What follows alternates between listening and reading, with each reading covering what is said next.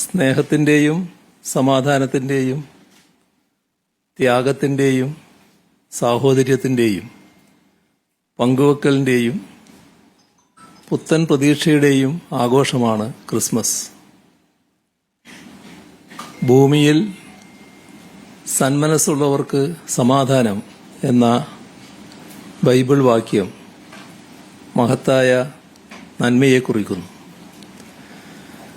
ലോകത്തിനാകെ വെളിച്ചം പകരുന്ന ആ സന്ദേശത്തിൻ്റെ പ്രഭ കെടുത്തും വിധം ക്രിസ്മസ് ആഘോഷങ്ങളെപ്പോലും കടന്നാക്രമിക്കുന്ന അവസ്ഥ നമ്മെയാകെ അസ്വസ്ഥരാക്കുകയാണ്. മധ്യപ്രദേശ്, UP, കർണാടക, ഹരിയാന, ഒഡീഷ, ഛത്തീസ്ഗഡ്, ബീഹാർ, ജാർഖണ്ഡ് മുതലായ സംസ്ഥാനങ്ങളിൽ വ്യാപകമായി ഇത്തരം ആക്രമണം നടക്കുന്നതിൻ്റെ വാർത്ത വന്നു. സംഘപരിവാർ ശക്തികളാണ് എല്ലാ ആക്രമണങ്ങൾക്കും പിന്നിൽ.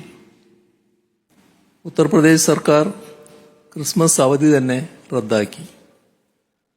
അന്ന് മുൻ പ്രധാനമന്ത്രി വാജ്പേയിയുടെ ജന്മദിനം ആഘോഷിക്കാനാണ് നിർദ്ദേശം. ഈ ദിവസം വിദ്യാർത്ഥികളുടെ ഹാജർ നിർബന്ധമാക്കുകയും ചെയ്തു. ഇതിൽ നിന്നൊക്കെ കേരളം വിട്ടുനിൽക്കും എന്നാണ് നമ്മളെല്ലാവരുടെയും ബോധ്യം. എന്നാൽ ആ ബോധ്യത്തെ ഇല്ലാതാക്കാനുള്ള ശ്രമങ്ങൾ ഉണ്ടാകുന്നു. സംസ്ഥാനത്തെ തപാൽ ഓഫീസുകളിലെ ക്രിസ്മസ് പുതുവത്സരാഘോഷ പരിപാടിയിൽ ഗണഗീതം പാടണമെന്ന് BMS യൂണിയന്റെ ആവശ്യം ഉയർന്നു. ഇതിനെതിരെ പ്രതിഷേധം വന്നതോടെ ജീവനക്കാരുടെ കൂട്ടായ്മകൾ പോസ്റ്റ് ഓഫീസുകളിൽ നടത്താനിരുന്ന ക്രിസ്മസ് ആഘോഷം തന്നെ റദ്ദാക്കാൻ ചീഫ് പോസ്റ്റ് മാസ്റ്റർ ജനറൽ തീരുമാനിച്ചു അത്രേ. പാലക്കാട് പുതുശ്ശേരിയിൽ കുട്ടികൾ അടങ്ങുന്ന കരോൾ സംഘത്തിന് നേരെ സംഘപരിവാർ അക്രമമുണ്ടായി. ഈ അക്രമി സംഘത്തെ ന്യായീകരിച്ചാണ് BJP നേതാക്കൾ രംഗത്ത് വന്നത്. കരോൾ സംഘങ്ങളെ അപമാനിക്കുന്ന രീതിയിൽ അവർ പൊതുവായി മദ്യപിക്കാറുണ്ടെന്നും മാന്യതയില്ലാത്ത രീതിയിലാണ് കരോൾ നടന്നതെന്നുമുള്ള ന്യായീകരണങ്ങളാണ് ചില മുതിർന്ന നേതാക്കളായവർ തന്നെ നിരത്തിയത്. അക്രമങ്ങൾ നടത്തിയവർക്കെതിരെ കർശന നടപടി സ്വീകരിച്ചിട്ടുണ്ട്. ചില സ്വകാര്യ സ്കൂളുകളിൽ ക്രിസ്മസ് ആഘോഷങ്ങൾ നടത്തുന്നതിനെതിരെ RSS അനുകൂല സംഘടനകളിൽ നിന്ന് സമ്മർദ്ദവും ഭീഷണിയും ഉണ്ടാകുന്നതായി റിപ്പോർട്ടുകളുണ്ടായിരുന്നു.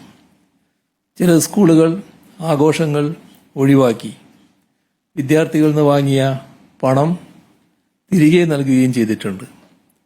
ഇത്തരം സംഭവങ്ങളെക്കുറിച്ച് അടിയന്തര അന്വേഷണം നടത്താൻ സർക്കാർ ഉത്തരവിട്ടിട്ടുണ്ട്. ആഘോഷങ്ങൾ നടത്തുന്നവർക്കെതിരെയും മതപരമായ വിവേചനം കാട്ടുന്ന സ്കൂളുകൾക്കെതിരെയും കർശന നടപടിയുണ്ടാകും എന്ന് മുന്നറിയിപ്പും നൽകിയിട്ടുണ്ട്. കേരളത്തിൽ ഇത്തരം ശക്തികൾ തലപൊക്കുന്നു എന്നത് ഗൗരവമായാണ് കാണുന്നത്. ഭരണഘടന അനുവദിച്ചു നൽകുന്ന മൗലികാവകാശങ്ങൾക്കെതിരെയുള്ള ഒരു കടന്നുകയറ്റത്തെയും അംഗീകരിക്കാൻ കഴിയില്ല. രാജ്യത്തിന്റെ ബഹുസ്വരതയോടും സഹവർത്തിത്വത്തോടും വിപ്രതിപത്തി വെച്ച് പുലർത്തുന്ന കൂട്ടരാണ് സംഘപരിവാർ. കഴിഞ്ഞ വർഷം ഇതേ സമയത്ത് ക്രിസ്മസിന് കേക്കും കൊണ്ട് ക്രൈസ്തവ ഭവനങ്ങളിലും ആരാധനാലയങ്ങളിലും സന്ദർശനം നടത്തിയവരാണ് ഇപ്പോൾ ക്രിസ്മസ് കരോൾ സംഘത്തെ ആക്രമിക്കാൻ തയ്യാറാകുന്നത്. 2025 ഏപ്രിൽ 4 RSSന്റെ മുഖപത്രമായ ഓർഗനൈസറിൽ ക്രിസ്ത്യൻ സഭകളുടെ സ്വത്തിനെ പരാമർശിച്ചുള്ള ലേഖനം പ്രത്യക്ഷപ്പെട്ടതും RSSന്റെ ഉള്ളിലിരിപ്പ് കാട്ടിത്തന്ന സംഭവമായിരുന്നു. അപരമത വിദ്വേഷം പടർത്തി മതനിരപേക്ഷതയെ കളങ്കപ്പെടുത്തുന്ന സംഘപരിവാർ ശ്രമങ്ങളെ നമ്മുടെ നാട് ഒരു തരത്തിലും അംഗീകരിക്കില്ല. ഇത് ആവർത്തിച്ച് പറയേണ്ട സന്ദർഭം കൂടിയാണ് ഈ ക്രിസ്മസ് പുതുവത്സര വേള.